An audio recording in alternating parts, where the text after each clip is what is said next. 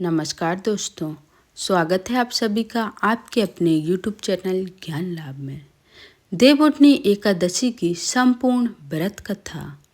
इसके पाठ से सभी कार्य होंगे सिद्ध, व्रत का मिलेगा 2 गुना फल। देवउठनी एकादशी पर भगवान विष्णु जी की विधि विधान से पूजा करके उनको जगाया जाता है। इस दिन उनकी प्रिय चीज़ें जैसे सिंगाड़े, गन्ना, शकरकंदी, मूली और केले के फल का भोग लगाया जाता है। इस दिन भगवान विष्णु बेहद प्रसन्न मुद्रा में होते हैं। विधि विधान से उनकी पूजा करने और व्रत कथा का पाठ करने से आपको देवउठनी एकादशी के व्रत का 2 गुना फल प्राप्त होता है। आइए जानते हैं देवउठनी एकादशी की व्रत कथा। देवउठनी एकादशी की पहली व्रत कथा। एक राजा के राज्य में सभी लोग एकादशी का व्रत रखते थे।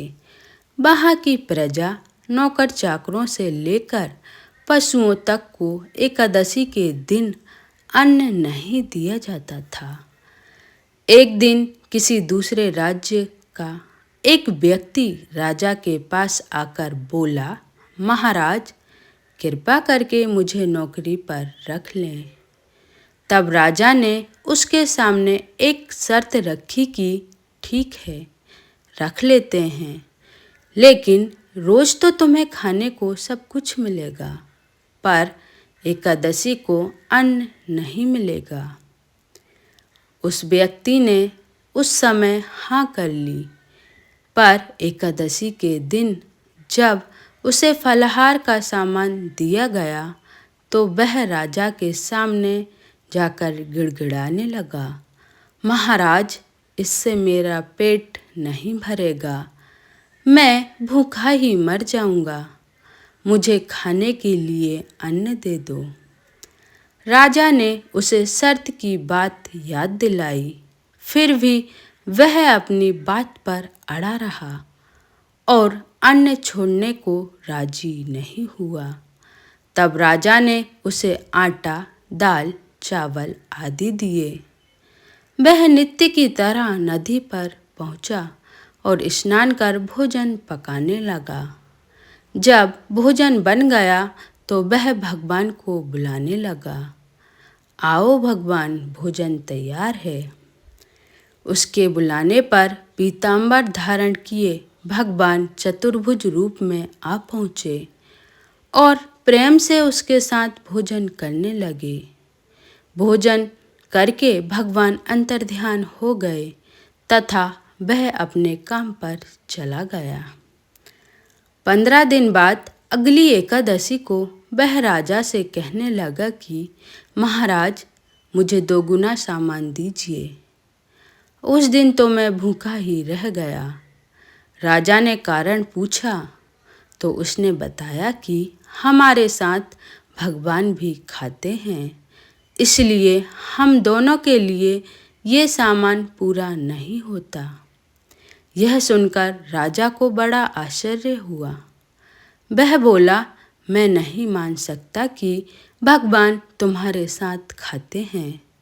मैं तो इतना व्रत रखता हूँ, पूजा करता हूँ, पर भगवान ने मुझे कभी दर्शन नहीं दिए। राजा की बात सुनकर वह बोला, महाराज, यदि विश्वास ना हो तो साथ चलकर देख लें। राजा एक पेड़ के पीछे छिपकर बैठ गया। उस व्यक्ति ने हर रोज की तरह भोजन बनाया और भगवान को शाम तक पुकारता रहा, फिर भी भगवान ना आए। अंत में उसने कहा, हे भगवान, यदि आप नहीं आए तो मैं नदी में कूदकर प्राण त्याग दूंगा। फिर भी भगवान नहीं आए। तब वह प्राण त्यागने के उद्देश्य से नदी की तरफ बढ़ा। प्राण त्यागने का उद्देश्य दृढ़ इरादा जान शीघ्र ही भगवान ने प्रकट होकर उसे रोक लिया और साथ बैठकर भोजन करने लगे। खा पी कर वे उसे अपने विमान में बिठाकर अपने धाम ले गए। यह देख राजा ने सोचा कि व्रत उपवास से तब तक कोई फायदा नहीं होता जब तक मन शुद्ध ना हो। इससे राजा को ज्ञान मिला। वह भी मन से व्रत उपवास करने लगा और अंत में स्वर्ग को प्राप्त हुआ। देवउठनी एकादशी की दूसरी व्रत कथा। एक समय भगवान नारायण से लक्ष्मी जी ने कहा, हे नाथ, अब आप दिन रात जागा करते हैं और सोते हैं तो लाखों करोड़ों वर्ष तक को सो जाते हैं। उस समय समस्त चराचर का नाश भी कर डालते हैं। अतः आप नियम से प्रतिवर्ष निद्रा लिया करें। इससे मुझे भी कुछ समय विश्राम करने का समय मिल जाएगा। लक्ष्मी जी की बात सुनकर नारायण मुस्कुराए और बोले, देवी, तुमने ठीक कहा है। मेरे जागने से सब देवों को और खासकर तुमको कष्ट होता है। तुम्हें मेरी सेवा से जरा भी अवकाश नहीं मिलता। इसलिए तुम्हारे कथानुसार आज से मैं प्रतिवर्ष 4 मास वर्षा ऋतु में शयन किया करूँगा। उस समय तुमको और देवगणों को अवकाश होगा। मेरी यह निद्रा अल्प निद्रा और प्रलयकालीन महानिद्रा कहलाएगी। यह मेरी अल्प निद्रा मेरे भक्तों को परम मंगलकारी, उत्सवप्रद तथा पुण्यवर्धक होगी। इस काल में मेरे जो भी भक्त मेरे शयन की भावना कर मेरी सेवा करेंगे और शयन और उत्पादन के उत्सव आनंद पूर्वक आयोजित करेंगे, उनके घर में तुम्हारे सहित निवास करूँगा।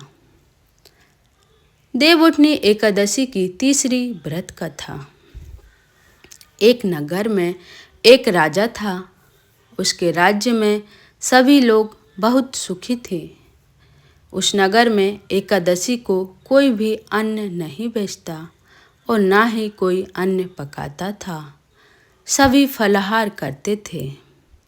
एक बार भगवान ने राजा की परीक्षा लेनी चाहिए।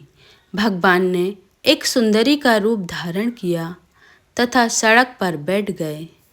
तभी राजा उधर से निकला और सुंदरी को देख चकित रह गया। उसने पूछा, हे सुंदरी, तुम कौन हो और इस तरह यहाँ क्यों बैठी हो? तब सुंदरी स्त्री बने भगवान बोले, मैं निराशिता हूँ। नगर में मेरा कोई जाना पहचाना नहीं है। किससे सहायता मांगूं? राजा उसके रूप पर मोहित हो गया था। वह बोला, तुम मेरे महल में चलकर मेरी रानी बनकर रहो। सुंदरी बोली, मैं तुम्हारी बात मानूंगी, पर तुम्हें राज्य का अधिकार मुझे सौंपना होगा। राज्य पर मेरा पूर्ण अधिकार होगा। मैं जो भी बनाऊंगी तुम्हें खाना होगा। राजा उसके रूप पर मोहित था, अतः उसकी सभी शर्तें स्वीकार कर लीं। अगले दिन एकादशी थी। रानी ने हुक्म दिया कि बाजारों में अन्य दिनों की तरह अन्न बेचा जाए। उसने घर में मांस मछली आदि पकवाए और परोसकर राजा से खाने के लिए कहा। यह देखकर राजा बोला, रानी, आज एकादशी है, मैं तो केवल फलाहार ही करूँगा। तब रानी ने शर्त की याद दिलाई और बोली, या तो खाना खाओ, नहीं तो मैं बड़े राजकुमार का सिर काट दूंगी। राजा ने अपनी स्थिति बड़ी रानी से कही तो बड़ी रानी बोली, महाराज, धर्म ना छोड़ें, बड़े राजकुमार का सिर दे दें। पुत्र तो फिर मिल जाएगा, पर धर्म नहीं मिलेगा। इसी दौरान बड़ा राजकुमार खिलकर आ गया। माँ की आंखों में आंसू देखकर वह रोने के कारण पूछने लगा, तो माँ ने उसे सारी बात बता दी। तब वह बोला, मैं अपना सिर देने के लिए तैयार हूँ। पिताजी के धर्म की रक्षा होगी, जरूर होगी। राजा दुखी मन से राजकुमार का सिर देने को तैयार हुआ तो रानी के रूप से भगवान विष्णु जी ने प्रकट होकर असली बात बताई। राजन, तुम इस कठिन परीक्षा में पास हुए।